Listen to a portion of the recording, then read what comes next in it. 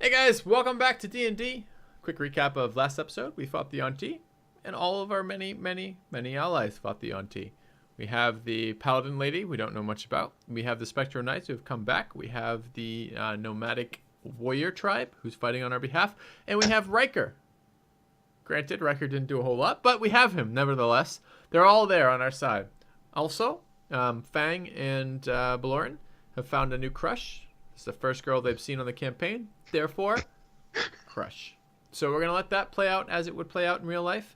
And the rest of us are just going to move on. So do your best. You know, if cringe is your thing, I'm sure there'll be plenty of it in this episode. And let's continue on. Where are we at, Zygon? All right. So as the battle just kind of relaxes, the tieflings go back to guarding the chief hut. The three knights gather near the bonfire, and the paladin cleans her sword and starts walking back to her griffin. There's a hole in her neck, right? And I asked Belorin if he is capable of banishing the knight's horses. I say to Belorin, those horses give them an advantage. If they were to turn on us, how would we handle them? How are we going to put up? How are we going to fight horses without horses of our own? Where are you exactly? Where are who? Where is Finn? Like, he's like next to me. Finn is like prone, hiding in the supplies right now. Yeah, that's why I'm saying. Like at the moment, like after the fight. You said the end of the fight. We have some time. Where did you go? That's why I'm asking. Where I stand up, walk out of my pit. Now I have 2 hidey holes if I need them in this area. 2 defensive areas to retreat to, and I approach Belorin and I tell him what I just said. All right. Whispering or just talking out loud? Whispering. Okay. I lean in really close. It's like close talking. It's really unpleasant for you. Like. No. Much closer than that. I'm breathing your air.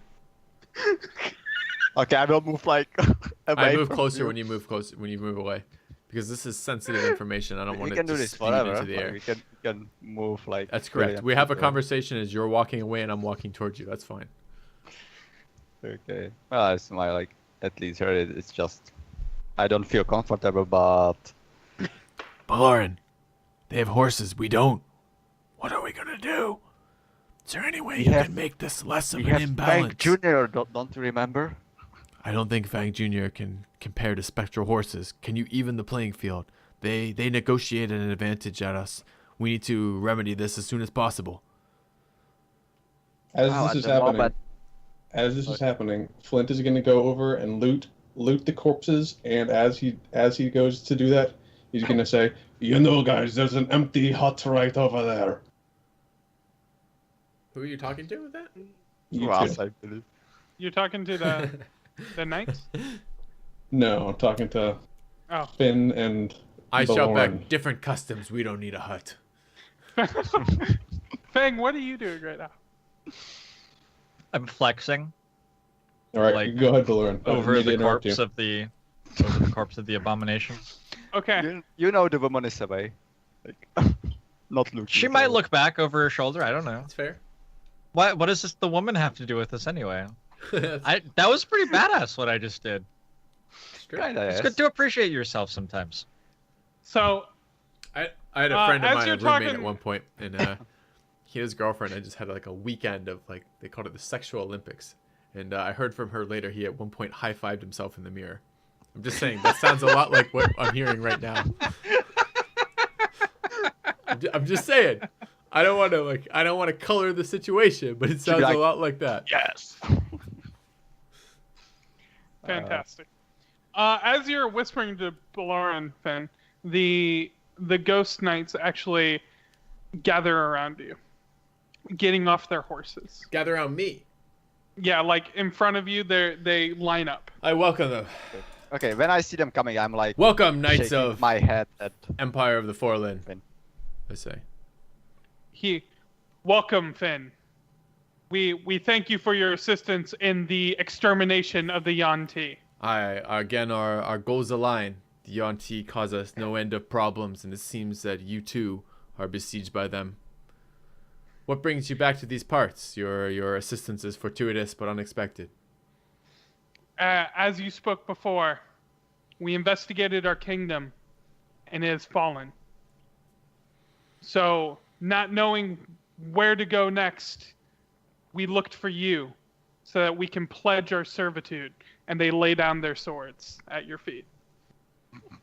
I make At Finn's feet.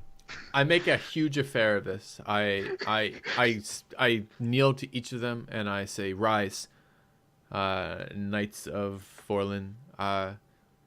Your sacrifice will be forever remembered by myself and my companions, and I vow in return to do my utmost to figure out what curses you, what binds you to this plane.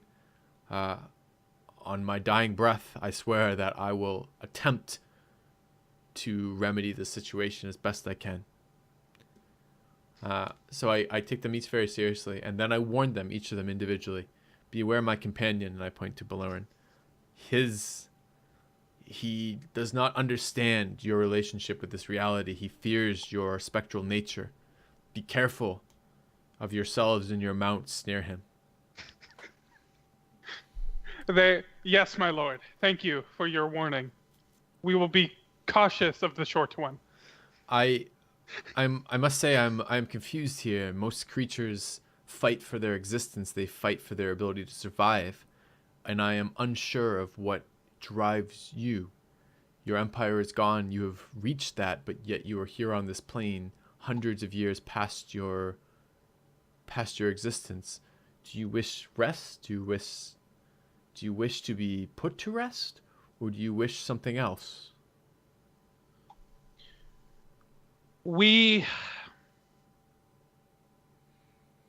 They struggle with words. We feel that in this time, after discovering that your words rang true about our kingdom, that we have no further purpose. However, when we saw the Yuan-Ti, as you spoke of, still in existence, we felt the need to come to your aid. And now that the Yuan-Ti, at least this tribe of them, has been vanquished, we feel like our services might come in better use with you. I don't wish to presume one way or the other, and I appreciate your offer. But if it is within my power to annul what binds you to this plane, would you like rest? Would you like to be released? Okay. Yes, my lord. Then I will, with that condition, accept your servitude, that as soon as we can release you past this binding to this plane, we will do that. But I would happily accept your aid until then. Thank you, my lord. Thank you. And again, beware my companion. He is not what he seems. I'm like, Belorin is frowning at them. You're not in range of hearing. I'm whispering to each of them. What? This is each of them kneels, and I step to them and tell them these Just things. seconds ago, you were whispering to my This ear. entire conversation in each of their ears. Yes. One at a time. It's fair. That's I'll really roll cool. if I have to. Do I need to roll? I'll roll. No, that's he can roll perception at disadvantage to hear. That's fine. At disadvantage? He's whispering. What He's the- whispering. It's hard to hear. Holy moly. That No. ain't gonna work. No, Banish my horse, will you, fucker? All right. Don't worry, there's more of them to banish. give me another Don. No, I just need short rest. So. And then I turn to them and I say, one of my companions, he's been hit very hard in the head. He aspires to learn from you as best he can, and I understand he may not be capable of learning from you, but nevertheless, I would greatly appreciate if you would attempt to let him think that he is learning from you. And I point to Fang. See him? He's the one flexing over the snake's body. The person who seems like the leader of the three, he looks over at Fang and he says, he has actually already learned. That is the victory stance of Forlin. And he starts like, Perfect, I say. As you understand, his father was a friend of mine, and he has been damaged since a child. I hope you understand the situation and will do your best to treat it as such. The other two kind of like kneel down and do like a YMCA.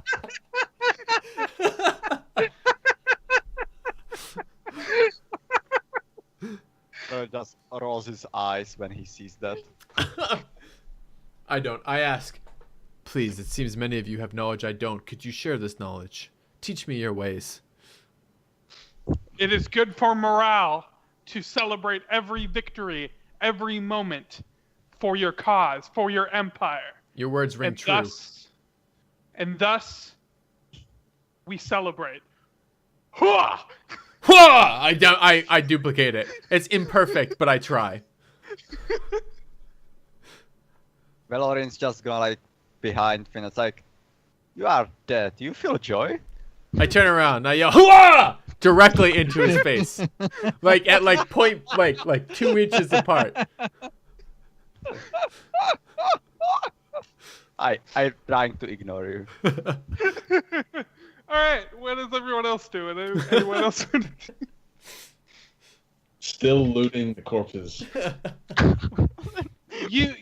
You find, besides the sword, which you grab if you're looting the corpses, you seem to find a magical scimitar, and besides that, you seem to mostly find supplies, like basic weapons and supplies as you did the previous.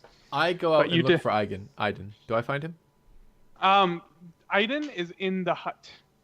Can I start casting Identify on the sword? Sure. Scimitar? Yep. Okay. All right, so yeah, you go and find Iden. And I just want to, I just approach him and say, Iden, the battle is over. We are victorious. There are some amongst us who have taken wounds. I understand that you have some knowledge in helping. Could you, now that the battle's over, could you come and help us take care of the wounded? So here's a very important roll. I'm rolling to see if he even knew there was a battle. Okay. He seems to be surprised by your. He's not a complete idiot. Iden? He's pretty dumb. No, he's not that. But he was like taking a nap in the hut. Like he was like chilling. Right. Like, I wake him gently. I say, Iden, no need to be alarmed. The battle is over. We're victorious. But there are is it wounded. time for supper? Not yet, but there are wounded amongst us. Could you aid with that before you prepare us a delicious meal to help? Of course. Okay. Of course. Thank you, Iden. Yeah, he comes out and he can do medicine checks on whoever is wounded. And I remind him, and I say, don't forget your overall mission of recruiting Belorin to your side. He nods sagely. Each of the NPCs. We'll get the next one soon. One at a All time. All right. Take responsibility, you. He comes over to Belorin, who looks the most injured out of everyone here, and he's gonna roll medicine to bandage you up. He does so tenderly. Is it appropriate or care. over the top? It's Is he like in a appropriate. full body cast for like a cut? No, it's appropriate. He's making sure that he doesn't apply more pressure than he needs to, so he does not injure you further. He's being very, very careful. I thank him. I approach Fang and I express my appreciation. This takes 20 minutes, so it takes a while, but you heal for, let's say, 7 HP. All right, like before that, like I will tell him if we can go into a hut because it's hot outside. I was about to say, everyone roll me a con save. Like after the talking, and the Aiden when he wants to do that, I would want to go high because I'm exhausted. That's fine. I would have went into the hut to start casting Identify. So. Okay. Do you still want me to roll? Okay. Yeah, go ahead and roll because I need to know if you need to stay there to not be how long you need to stay. So go ahead and roll. You're fine. Okay. Fang, you're feeling a little hot. If you I take my shirt off. You know what? Suddenly you feel all right. That's the trick to traveling in the desert. By the way, remember The your beating strength is the stab, beating sun, so- the fucking lack of moisture anywhere. The trick is just take your shirt off. Yeah, real quick, roll me a con save for sunburn. Thing. Disadvantage because he doesn't have a fucking shirt on? I only just took it off. I know, that's my point. You have like 15 minutes. You feel like you're getting a pretty toasty tan right now. Yeah, I'm gonna head inside soon. I grew up in a monastery. I understand this stuff. Come on. All right. What's everyone else doing? Still casting Identify. Okay. I got 10 minutes. I approach Fang, and I say to Fang, "Those were truly amazing moves. I've never seen anything quite like that. I can't believe what you did to slay the snake abomination. That was incredible." And I clasp him on the back and say, "You're welcome in any group that I'm ever a part of, Fang. You've done well." And then I leave. Thank you, Finn. I say as he leaves. You've impressed me in ways that I've never been impressed before. No, you're. I never. That's Oh, fine. but I respond. I respond, and I say, The "I've moment never." has passed. Turn around The again. moment All passed. right. I think this internally. I've never seen quite like that. He's never been anything but an idiot. This is incredible. Maybe he has use after all. I think as I walk away. Anyone who is watching Finn as he thinks this to himself, his black aura gets a reddish sheen on the outside. Emotion? Uh-oh. Really? Black aura. Well, Well, that's your regular or- phonon aura, and then Right. so there's some red getting mixed on the edges there. Which is Love. from emotion. All right. I guess I will approach the. Are you still dancing? I assume I am. I don't know. Okay. But, I just always imagined like Darkest Dungeon zombie ravers. Doing Identify. That's always what I imagine when you're doing Identify. So I'm gonna approach the girl on the griffin. Okay. Oh, yeah, like you were talking for quite a long time, so. Yeah, Like she. 30 seconds. yeah, I think that's 10 long minutes is a conversation. long time. So go To ahead. the knights and then Fang. That's true. No. If someone else wants something first, that's fine. But I wish to approach her when Ah, I can. I'm in the hut with Aiden, and after he applied some bandages on me, I want to attempt to short rest Okay. while they are doing stuff. Yeah. And I'm gonna give her like an hour at least before I talk to her. Okay. Yeah. You know, you're you slow playing cool that, it that's first. fine. She. I'm not she- trying to get in her she's- pants. I just want to find out what's going on. Oh, neither She- am I just respect her. She is sitting here, and she seems to be healing and attending to her own wounds as Okay. you go. So I approach her. Okay. Say, Honorable Paladin, by what name might I call you? She looks up and she says, "Ah, the prone one. I am Lynn, and what is yours?" I am Fin Longwinned, Hmm. a bard of some stature, but it doesn't matter here. Here we are all equal. So tell me, what brings you to the tribes? What brings you to this part of the desert? She reaches into her bag and she produces an emblem, one that all of you have, that shows the status of someone who is a bracer. She says, "I heard of your mission. Is You there a- see, I take great interest in phonon anomalies. Three things. And so, yes. And so while your group had already taken the mission, I felt that perhaps you might have needed aid. First, is there rank in the bracers? There is like a general like hierarchy, but it's not like military rank. It's just like there's like the supporting bracer staff that like they communicate to other branches, they get the missions, they accept the missions, they negotiate with people, etc., etc. Then there's the leader of the bracers, some people up there that do the. But among members, there's just kind of just like what's the word? Prestige, I guess. Okay. So there's nothing in the emblem itself that signifies a rank. Yes. So it's something that you would just have heard of. There's nothing in the emblem itself that Okay. signifies it.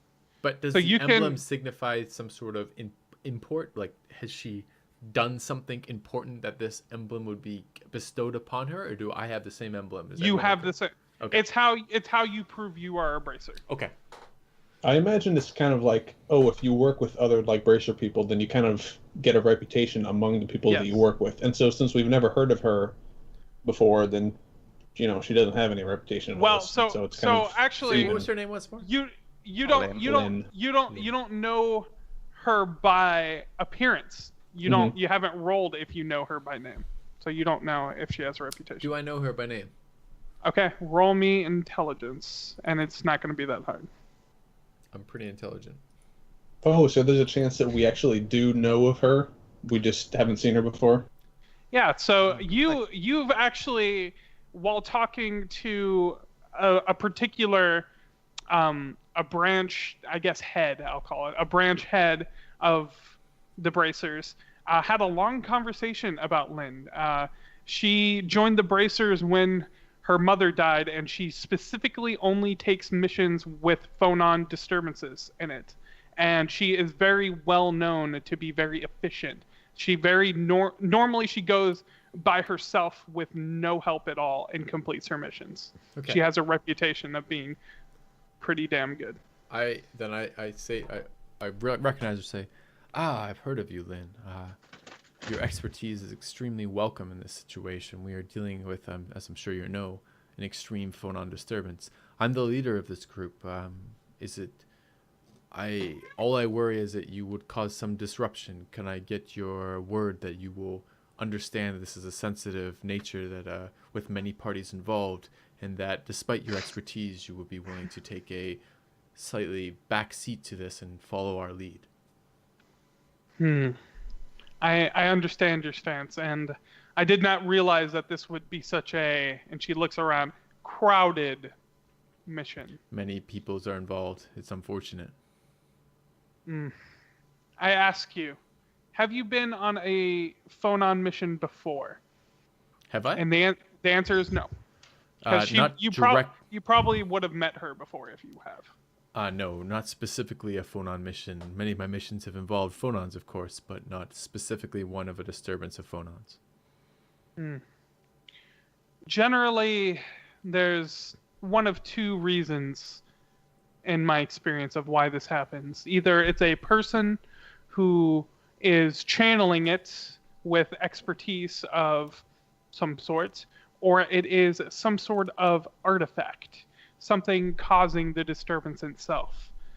Now, I have to ask you, since you have not been on one of these missions before, when you find the disturbance, what do you plan on doing with it? See, it's funny, we've been asked this question so many times already, and the answer is unfortunately not clear. The answer depends on what the nature of disturbance is. So the short answer is I don't know. The longer answer is it depends on the situation, and the situation is going to be the defining characteristic of how we answer that. I would greatly appreciate your expertise and your advice on that experience when it happens, but I can't risk an outside factor here unless I know that factor is aligned to our cause. So I understand you're part of our organization, but you're not part of this mission. So I would just need from you a very simple oath of allegiance or something similar, telling me that you would be willing to take my lead on this. Let me be blunt, Finn. Phonons are evil, and they must be destroyed. If you do not destroy this disturbance, I will.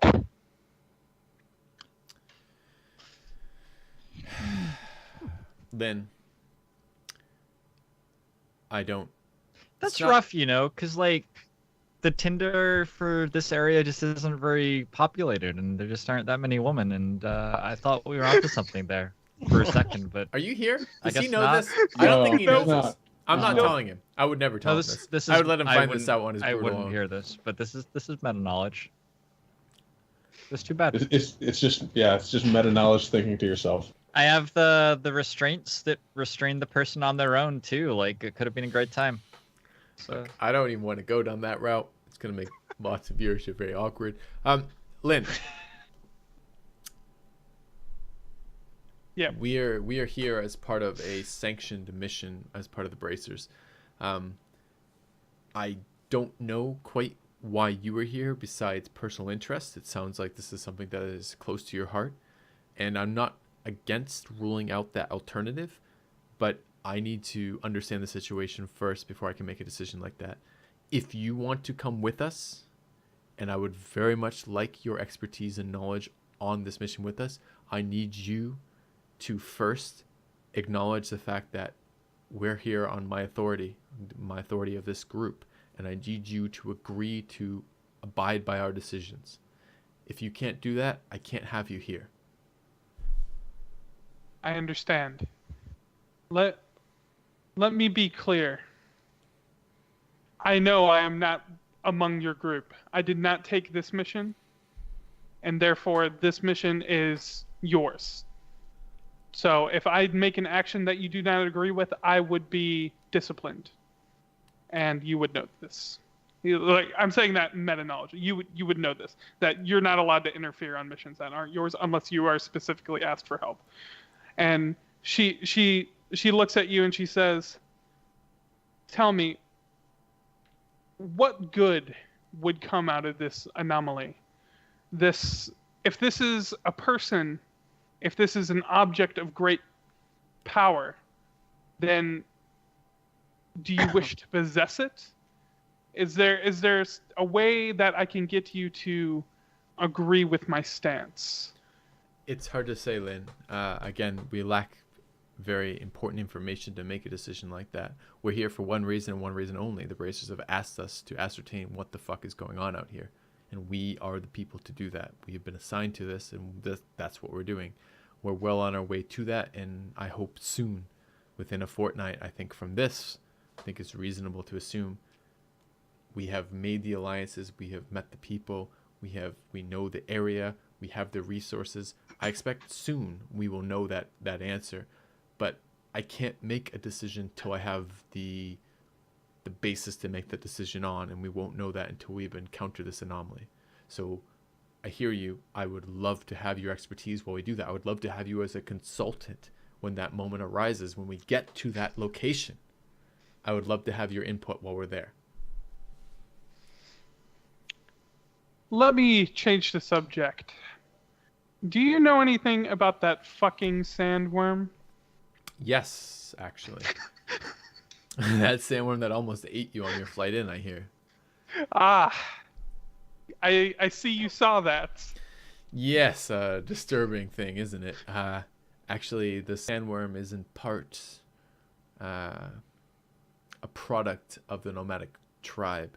We have negotiated with the tribe to have the sandworm removed, and that should not be an impediment to our investigations. That is a relief. I did not know they could jump. I laugh with her on that one. When I say, Yeah, yes, she laughed out sandworms. loud.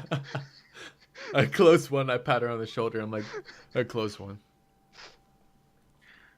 She continues to tend to her wounds. She seems to use some sort of magic to heal her wounds. Lynn, again, I hate to press this, but I do need that acknowledgement. If you are to accompany us, and I wish to have your expertise and knowledge on this, I do need you to abide by my decisions. All right. You have my word. Thank you, Lynn. I appreciate that. Beware of my party member, Belorin. He seems...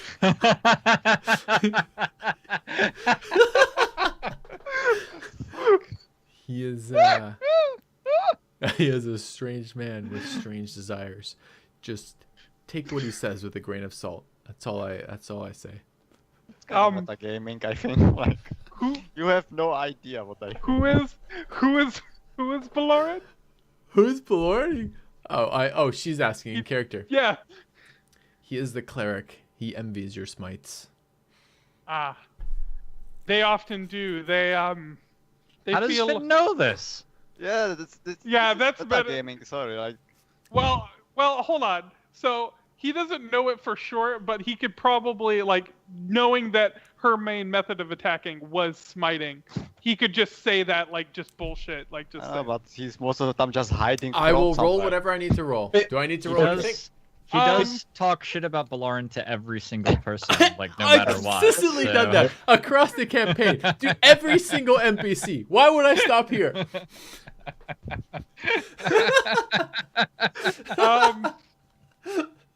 I want to be evil. You don't need to roll for that. Like, you could just, like, it's in character. You know she smites. It's like it doesn't matter if you know it's true or not. You just say it. Like I've said it Is to Aiden. Jupiter I've listening said to it his to. crap? I've said it to Riker. I've said it to the fucking chief. I've said it to the undead crew. I've said it to Fang. I've everyone I can. I've said this to. I'm not stopping here. Anyways, she laughs a bit and she says, "Yes, paladins are champions, clerics are servants." Wow. I laugh at that. I say, not my type. Not I my hadn't type. heard that. Sometimes I worry about the clerics and their desires channeled in weird ways. Be aware that not only is he envious of your profession, he may be envious of your gender. She furrows her brow. I'm sorry? Please think no more of it. It probably means nothing. I just urge you to take Belorin with a grain of salt for all of our sakes. I'm sorry, I call this bullshit. Make me a charisma save to actually pull that off at 180 there. Can you please how's that a roll 180? deception against her inside, because he's talking shit. That's what he's making a charisma save right now.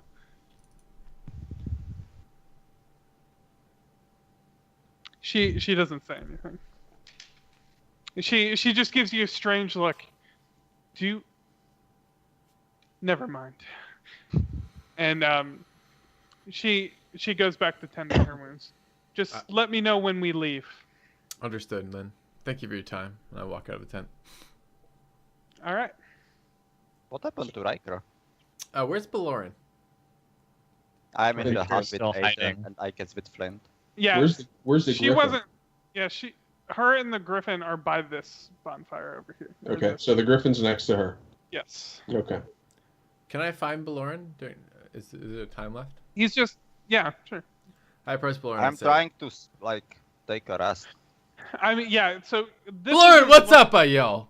A little bit inappropriate and loud for the moment. Your identify is over by now, Flint, and Okay. you've identified it as a scimitar +1. Okay, cool. Does anyone want this, by the way? I take it. I might be the only. Can I I use it? don't. I think. Yeah. I don't know if I can Scimitars use a aren't a bard scimitar or weapon, not. if that's excuse me, aren't a monk weapon. If that's what you're asking. Well, What was that? I don't think scimitars are a monk weapon. It's not an unarmed weapon. No, What the- it is a finesse light weapon. You can use it. Can he? It's not a martial Oh, weapon, it's but it's a finesse, finesse weapon. Yeah. finesse with Dex. Yes. Yeah. If you want it. Okay, give it to him. Okay. So add it to your thing, then I'm gonna erase it from mine. The thing about it also is that even if you're not really good at using it, a lot of stuff can only takes full damage only for magic weapons, so it's still good to have even if you only use it occasionally. I want to approach Belorin. Oh, by the Belorin, way, you He's said just that. chilling. Yeah, I'm resting, and you said that Aiden was aiding to my wounds, and you Yes. said Yeah, did you he- healed for 9. for 9. Okay, thank you, What's- Aiden. Does the +1 apply to the attack and the damage, or just Yes. the? Yes. Chance to hit and damage. I'll approach Belorin and I I'll say, spin it around, Yep, seems Um, okay. letting You- it whistle Eye. through the wind. Yeah, you slice through specifically green phonons, you're just practicing. I say to Belorin, I spoke to Lynn. She seems very into you. Good luck.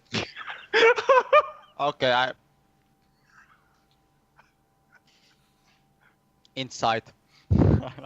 Anything you say. Roll me a deception versus insight. Yep. I'm also secretly gonna pat myself and cast guidance. Too late. You can't do it mid fucking. In that case, You- I would like to secretly Wait, pat hold myself on. and cast I fucking cannot? suggestion. Okay, it's fine. If Hold on. You can't guidance yourself anyway, can you? I'm pretty sure you can only guidance other people. I think that's true. One willing Sorry. creature. I am willing creature. I can Okay. touch then yeah, that's myself, fine. I believe. Okay, sure. That's fine. Yeah, he's gonna be allowed to guidance himself during He, this. he would have to cast it before. You would know. Oh well. Yeah. Okay, no, he's right. Yeah, he's right. You would have to have it already done when you're insight checking. So you'll have to, like, unless you're making it really obvious that you're just like. Yeah. What is this bullshit? Wow. Oh wow. Belorin, you've been traveling with Finn for a long time, and usually everything he says gets directly. You know to always take it with a grain of salt, but every once in a while he just knows the perfect formula of words to speak to you, and you felt that he was properly communicating to you until you found one little flaw, and you're just like, oh, he's lying. But I'm trying not to show it. It's like, thank you for the information, Finn. It was really helpful. Can I insight check that? So is that a Belorin? Yeah, Belorin deception. Yeah, reverse deception. That's gonna be hard. You say it exactly how you RP'd it. Thank you, Finn. That is very useful information. I'm still trying to rest. Like I make no facial expression when I I've been realize he talking knows with I'm you. lying. I say, no problem, Belorin. As always, your interests are my interests. And then I head off to the undead crew to talk more shit about him. Is that a lie?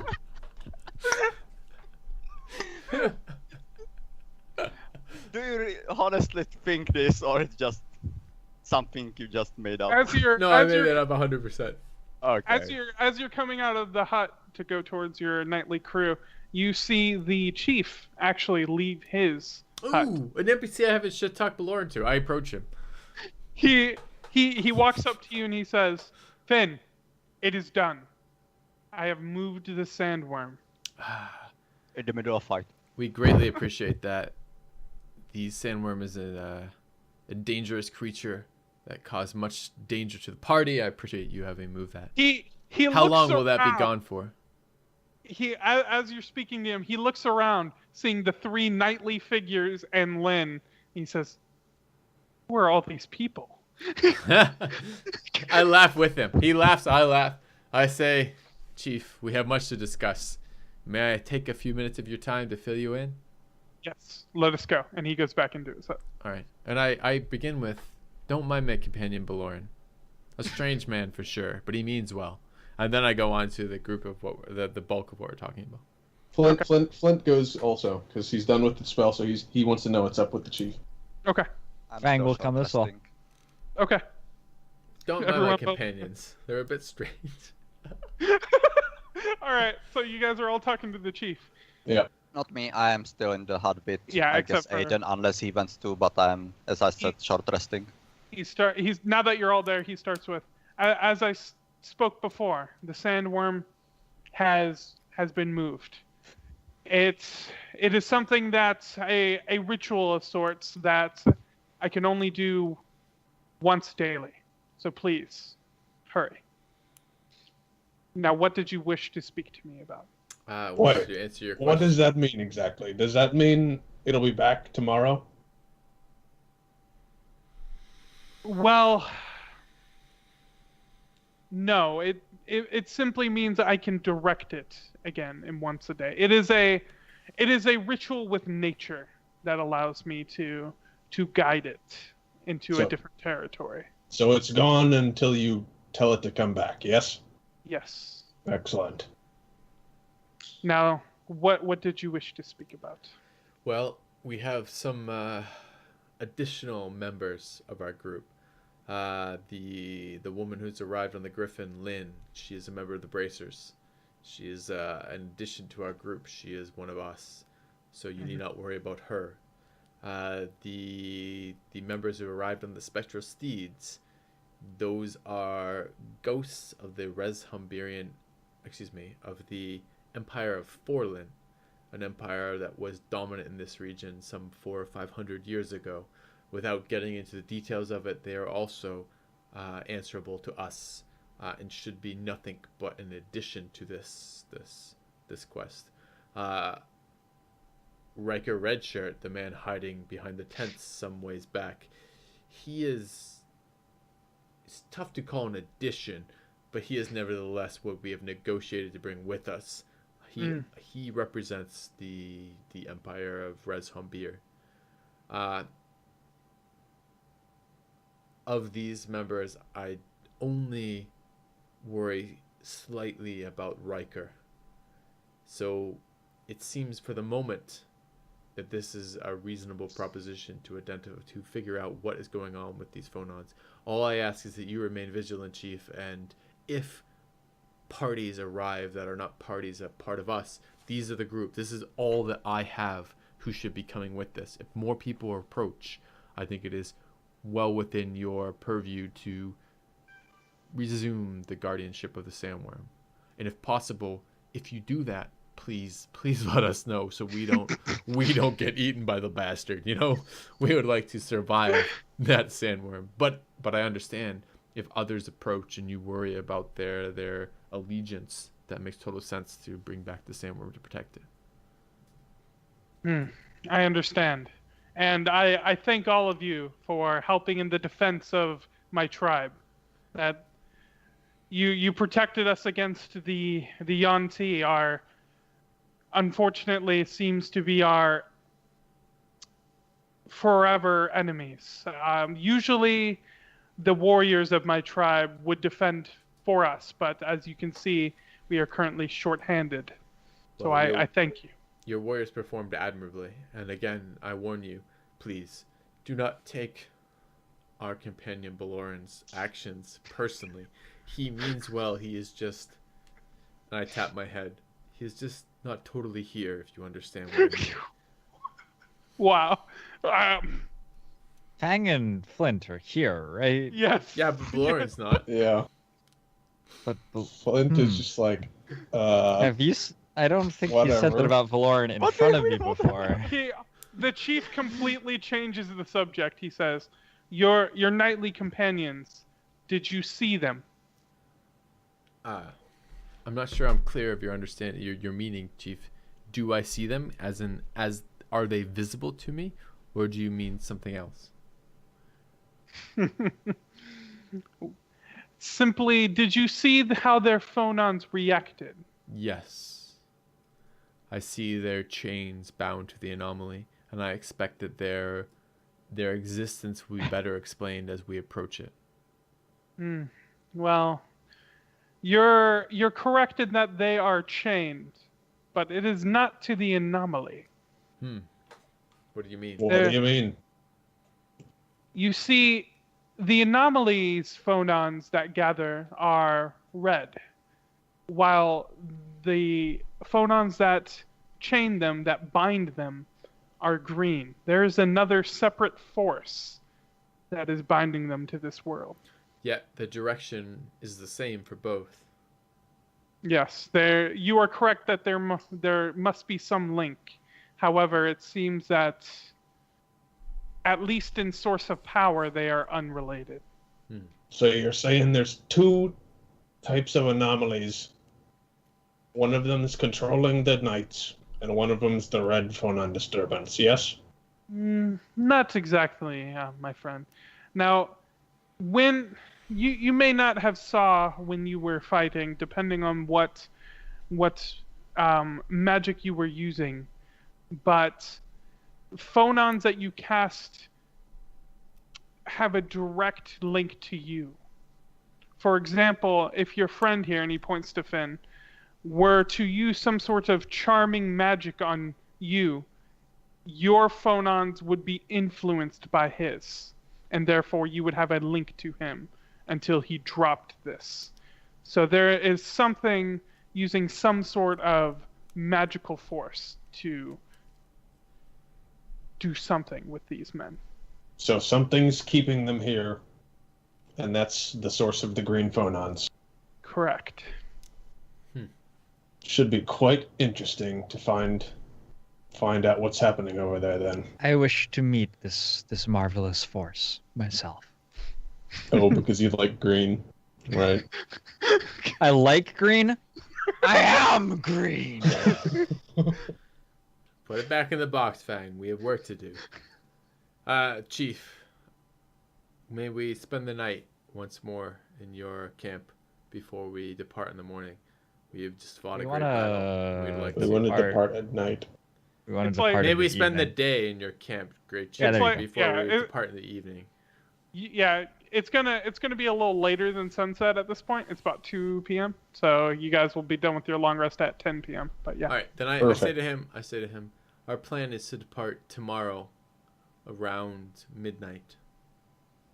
May we spend the night here in the camp. Your term midnight, I'm not familiar with, but you may stay as long as you like, Finn. You are friends of the tribe. Thank you. And again, please beware of my companion. I just say that briefly, and then I move on, thanking him for his hospitality. All right. All right. So, I would like to long rest if possible. Okay. Well, let's tell all the people going with us that we're leaving at midnight. I tell all the people who'd like to be going with us on midnight, and I would All like right. to long rest. Yes. Here is their responses. Yes, my lord. Yes, my lord. Yes, my lord. Okay. Okay. Yes, my lord. Okay. That's what Fang says. I Job like it. done. I get half-mast on that one. All right. Yeah. Oh, okay. This Fang know. Perception. I guess I haven't thought about if I'm trying to hide it or not. Let's go there later. Let's go there later. All right. All right. So you guys long rest. Anything anyone wants to do for the 2 hours of non-sleeping that you can do I'm of chatting. I'm non-strenuous doing acts? my normal. I'm chatting with our allies one at a time. Read Okay. the book. Building a rapport. Yeah, telling them what they want to hear. I was meditating on something to do something, right? Yeah, the Yeah, phone up you there. were doing phone on meditation. Yeah. Well, I will continue. Okay. Same I'm as what I was thinking doing. about ways to get back to Finn. Good luck, Okay. asshole. All right. Roll me wisdom, Fang, and roll me intelligence.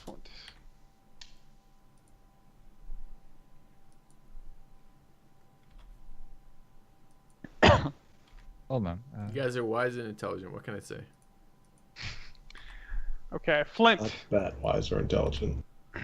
You feel like that with this session you have a good basic knowledge of the basic philosophies of each color. As you go into the next, for lack of a better word, this isn't organized. This is organized in sections, and you begin the next section, and it feels like that since you still don't fully believe this, of course, up to you whether that's true, but you have a hard time wrapping your head around the logic fully, but it starts speaking about how the desires of each individual color mean that they have natural enemies and allies within themselves. For example, the blue has the desires to seek perfection, usually through use of perfecting their art or knowledge or etc. Therefore, it gets along with yellow because yellow desires community, and usually that is a good and community and peace, which is a good place to be able to hone your craft. Where it also blue gets along with black because generally to perfect something can sometimes require amoral ways or use of power. On the flip side, you read about how blue has a problem with red through its impulsiveness, its refusal to think before acting, and with green for a nature versus nurture thing. Green believes you are born how you are and that's how you're destined to be, where blue believes that you need to perfect yourself and you're a blank slate. So it's just going over general philosophies of colors and their relationship with each other, and you have a hard time wrapping your head around all of it because it's very flowery, I guess. Like it's a little hard to. And to be fair, as a party, we hate flowers, right? Yeah, obviously. I don't hate flowers. You hate flowers. Slightly meta-y, but this is very reminiscent of like the Magic the Gathering, like the two things next to you, you're like an ally with. Is that like a rough? Yep. Okay, gotcha, cool. And Fang, you learn the same, except you have a better grasp of it. You do this through a more naturistic. You can feel that the phonons have natural relationships with each other. You can feel it in the air as you meditate. That these have the feelings that you knew that phonon as a force of nature have. And as you think more and more on the philosophies that you are being given, it makes more sense to you what their personalities are and how you can manipulate them. Manipulate how they fit together. And you lost monetization on that video. All right. Anyway. Do I see how the colors who are opposed could be friends? Yes. So, well, you're not quite. So I'll you get feel there like next time. you feel you haven't mastered these philosophies yet. You still have ways to go. The colors but to be friends. but you can feel that they have natural relationships, and you're starting to understand it. Well, my desire deep as a green hermit monk Right. is for all of these colors of phonon to live in harmony, and so this is what I wish to continue to study on nights to come. Okay. All right. But I think it's been basically another hour, so we may need to take our final break for the session. Just cut the last 5 minutes. We'll be fine. Yeah, I know, right? That would be beneficial for Elvis. But I won't do that. We'll cut. We'll cut here. I'll be back in just a minute. Thank you very much for watching, guys. We'll see you soon.